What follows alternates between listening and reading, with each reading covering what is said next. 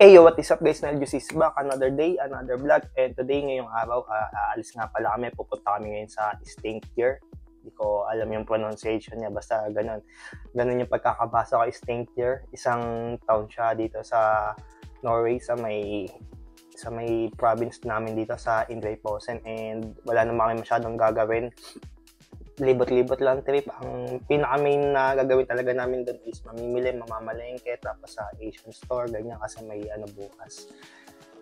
May party, yan, ng dito. So, first time ko pupunta doon, and ayun, kasama natin ng mga kaibigan natin. So, samahan nyo lang kami, quick intro na lang kasi maya-maya darating na yung sundo namin, si Herald. So, ayun, mag-aasikaso na din ako.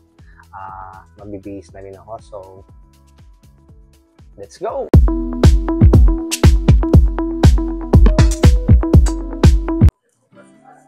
Hi guys, nandito nga pala kami sa may Stavanger, mga 1 hour drive from sa village namin sa may Lexvik. And nandito kami sa isang mall dito and mamimili kami. Ang pinaka-main agenda talaga namin is mamimili. Tutulungan namin si Herald kasi may party celebration bukas. Madami silang magse-celebrate ng birthday nila eh. Mga 4 o 5 silang sabay-sabay. So, tingnan natin kung makakagala tayo, kung makakapunta tayo sa ibang mga pwedeng puntahan dito other than sa pag-shopping or pag-grocery, something like that. So, samahan nyo kami.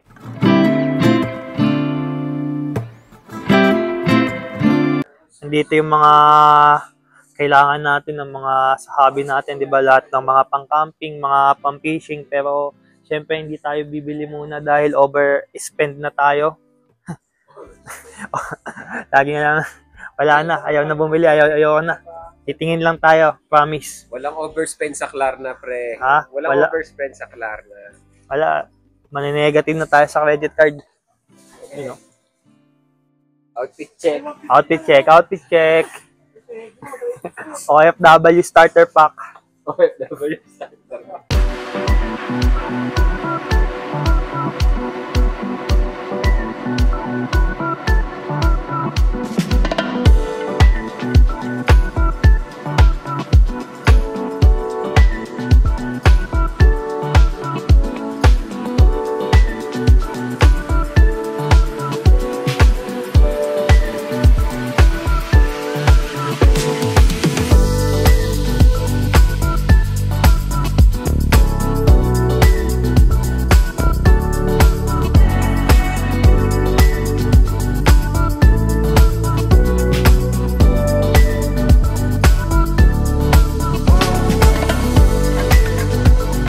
Nandito kami sa isang sports outlet dito.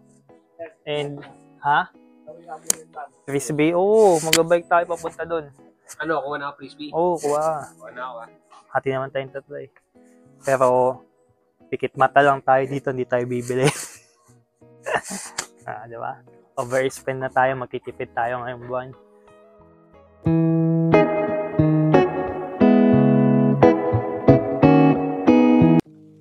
Sabi ko hindi ako bibili pero eto ako na sa fitting room. Pasya. Okay na sa'yo, Nel? Okay. Masabay na tayo mo ba yan?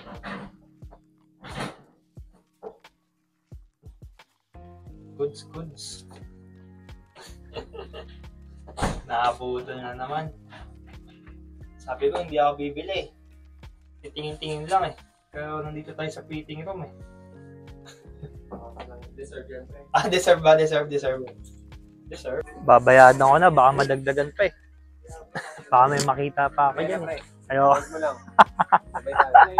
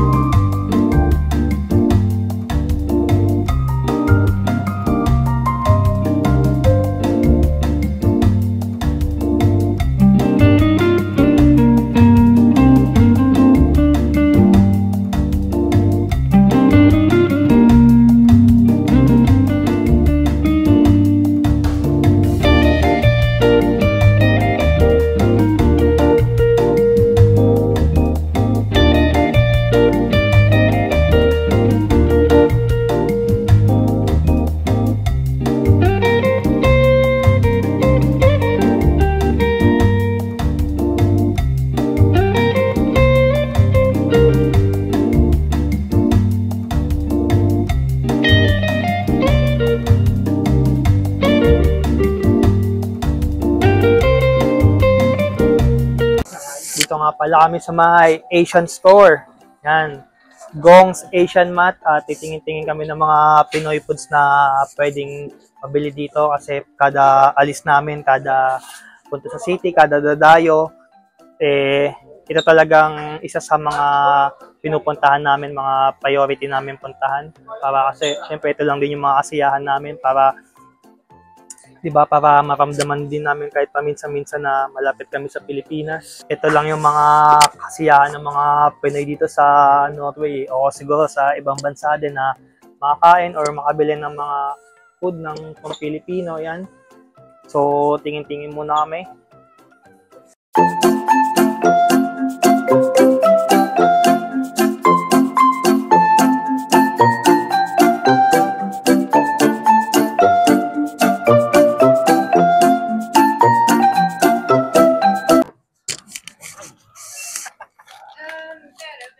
Sprite na? Yeah. Oyster sauce. Ikke oyster sauce. Fiskesauce. Fish. Oh, yeah. Yeah. I'm sorry. Man kunde som gjorde en app. Yeah. Fordi oyster blev... Yeah. Just a brand. Ja. Ah. Det är bra, det är väl. Påsa? Okej. Yeah.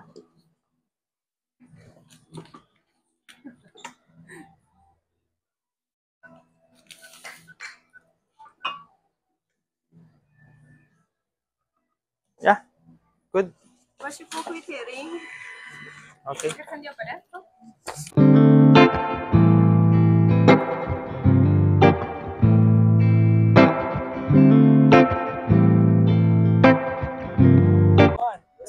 Solid. Dami namin nabili. Nakabili kami paa ng manok, nakabili kami ng mga bagong, kung ano-ano mga kailangan dyan.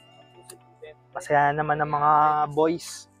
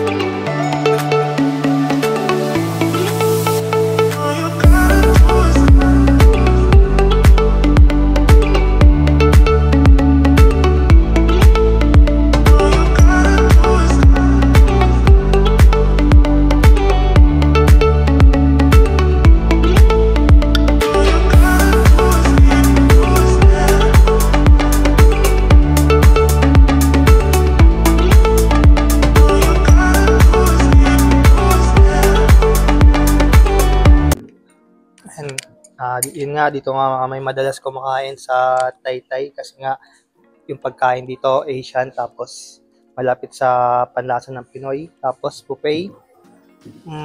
Wag nyo na lang i-convert pero mura naman kung kung dito sa currency dito. Yeah, tapos dami din naman pagpipilian Kaya sa mga vlogs ko, madalas sa Taytay kami kumakain pag umalis, pag pumupunta ng mall, pag pumupunta ng city, pagka dumadayo kami kasi sa town namin, sa XB, wala namang kainan dun Kaya, bihira kaming makakain sa labas.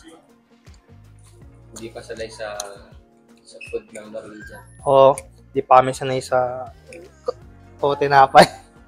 Naghahanap pa din talaga ng kanin. Minsan naman sumusubok sa iba pero dito din talaga kami bumabalik. Pag tinapay ko agad. Kakain ulit sa bahay. Yan. Kaya para sa amin dito yung pinaka-solid dito na sa mga mall or sa kainan or restaurant. Kaya yun, madalas kami dito.